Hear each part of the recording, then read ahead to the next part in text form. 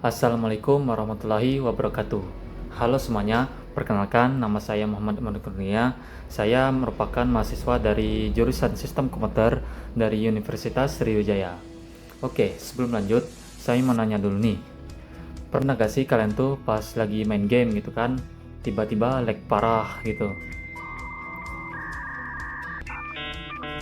Atau pas lagi nonton YouTube kan, tiba-tiba Bisa pernah videonya tuh buffering gitu kan? musuh tuh piu piu piu nggak ketahuan gitu musuhnya ya. Nah, apa penyebab dari semua itu? Penyebabnya adalah karena keterbatasan bandwidth. Saat banyak perangkat menggunakan jaringan secara bersamaan, bandwidth yang tersedia tidak cukup untuk melayani semuanya dengan kecepatan penuh. Lalu, bagaimana cara mengatasinya? Oke, di dalam komunikasi data, ada yang namanya multiplexing. Singkatnya, multiplexing adalah teknik yang memungkinkan banyak data dikirim melalui satu jalur komunikasi secara efisien tanpa saling mengganggu. Nah, di video kali ini kita akan membahas apa itu multiplexing dan bagaimana teknik ini bisa digunakan untuk mengatasi keterbatasan bandwidth dalam jaringan komunikasi. Ayo kita mulai. Baiklah, sekarang saya akan menjelaskan lebih lanjut apa itu multiplexing. Agar lebih mudah, saya akan menjelaskannya itu dengan presentasi saja ya. Oke, apa itu multiplexing? Jadi, multiplexing adalah teknik komunikasi data yang memungkinkan beberapa sinyal dikirim secara bersamaan melalui satu media transmisi, meningkatkan efisiensi dan mengurangi keterlambatan. Dengan membagi kapasitas menjadi beberapa kanal logis, multiplexing memungkinkan banyak data dikirim secara paralel sehingga mencegah bottleneck. Kalau mau contohnya itu kayak jalan tol ya. Nah, bisa dilihat di gambar ini, jalan tolnya itu ada banyak jalur gitu kan. Nah, coba bayangkan kalau jalan tol ini cuma satu jalur gitu. Jalur ini misalnya. Nah, apa yang akan terjadi? Yang terjadi adalah mobil-mobil ini akan menumpuk di satu jalur ini yang menyebabkan jalur tersebut akan padat dan dapat menyebabkan kemacetan kan. Itu kalau tanpa multiplexing. Nah, dengan multiplexing jalurnya itu akan menjadi lebih banyak sehingga lebih banyak mobil yang dapat lewat secara bersamaan yang membuat arusnya itu menjadi lebih cepat. Nah, kira-kira seperti itulah ya contohnya. Jenis-jenis multiplexing. Nah, jadi multiplexing ini ada banyak jenisnya ya. Salah satunya adalah Frequency Division Multiplexing atau FDM. FDM adalah teknik multiplexing yang membagi satu saluran komunikasi ke dalam beberapa frekuensi unik agar banyak sinyal dapat ditransmisikan secara bersamaan tanpa interferensi.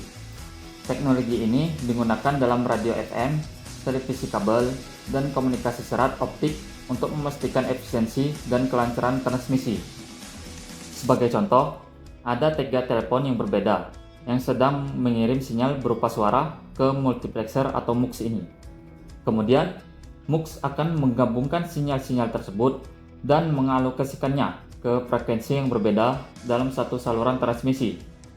MUX membagi sinyal ke channel 1, channel 2, dan channel 3 yang masing-masing menggunakan frekuensi unik untuk mencegah interferensi. Kemudian, demultiplexer atau demux mengambil sinyal dari saluran transmisi dan memisahkannya kembali berdasarkan frekuensi yang telah ditentukan. Terakhir, step sinyal itu dikirim ke telepon penerima yang sesuai.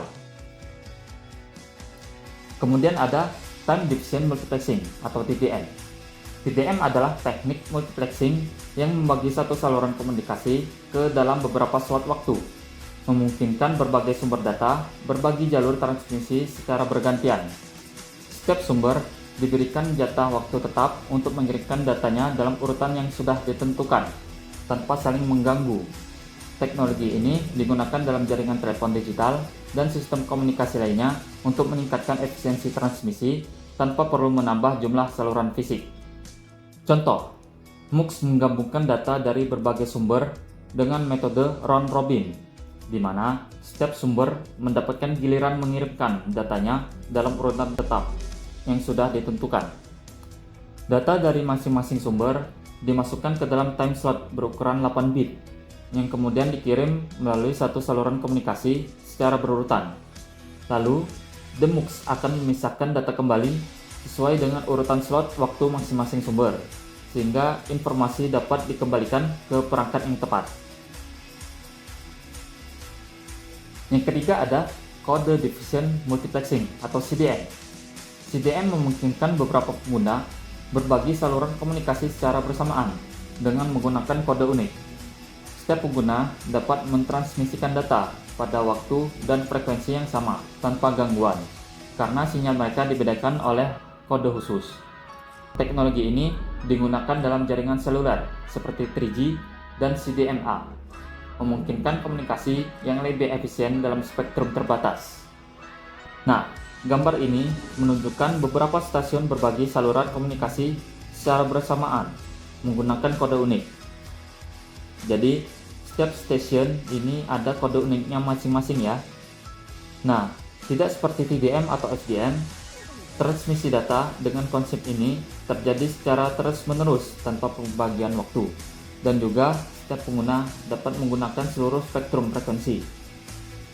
Kemudian yang terakhir ada Space Division Multiplexing atau SDM. SDM adalah teknik multiplexing yang meningkatkan kapasitas transmisi dengan memanfaatkan beberapa jalur fisik dalam satu serat optik, seperti multi-core fiber, MCF, atau serat paralel. Dengan kombinasi teknik pembagian spektrum, SDM memungkinkan transmisi data yang lebih efisien tanpa menambah kabel fisik, sehingga cocok untuk jaringan komunikasi bawah laut. Oke, perhatikan gambar ini. Bagian atas menunjukkan sistem transmisi single core C-band. Kemudian, bagian tengah ini menunjukkan sistem transmisi yang memanfaatkan C+L repeater untuk menambah kapasitas dengan dua pita frekuensi. Lalu, bagian bawah ini menunjukkan sistem transmisi yang menggunakan multi-core fiber, di mana beberapa inti dalam satu serat optik memungkinkan transmisi paralel menggunakan proses fan out atau fan in. Sistem ini meningkatkan efisiensi transmisi tanpa perlu menambah jumlah kabel fisik.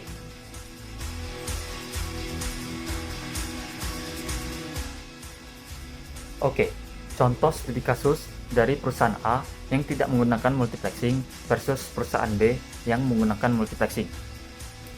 Perusahaan A adalah penyedia layanan internet yang mengalokasikan satu jalur komunikasi untuk setiap pengguna.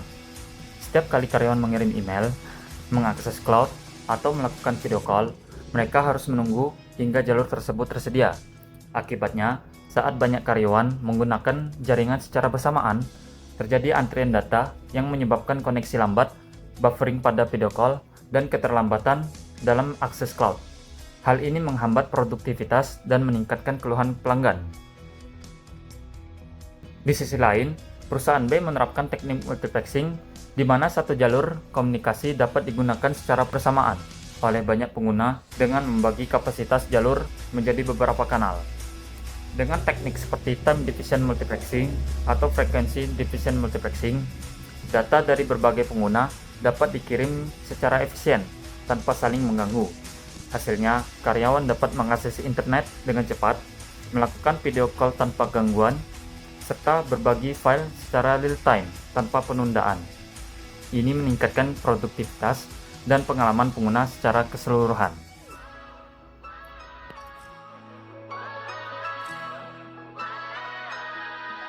Oke, sepertinya sampai di sini saja pembahasan kita tentang multiplexing. Dari studi kasus yang kita bahas tadi, jelas terlihat perbedaan antara perusahaan yang tidak menggunakan multiplexing dengan yang menerapkannya. Tanpa multiplexing, perusahaan mengalami kendala seperti jaringan lambat dan antrian data yang panjang. Sementara itu, dengan multiplexing, perusahaan dapat meningkatkan efisiensi komunikasi, mempercepat transmisi data, dan mengurangi bottleneck dalam jaringan. Jadi, bisa kita simpulkan bahwa multiplexing adalah solusi penting dalam dunia komunikasi digital untuk mengoptimalkan penggunaan bandwidth dan meningkatkan kecepatan serta kualitas transmisi data. Baiklah, terima kasih kepada kalian semua yang sudah menonton sampai akhir.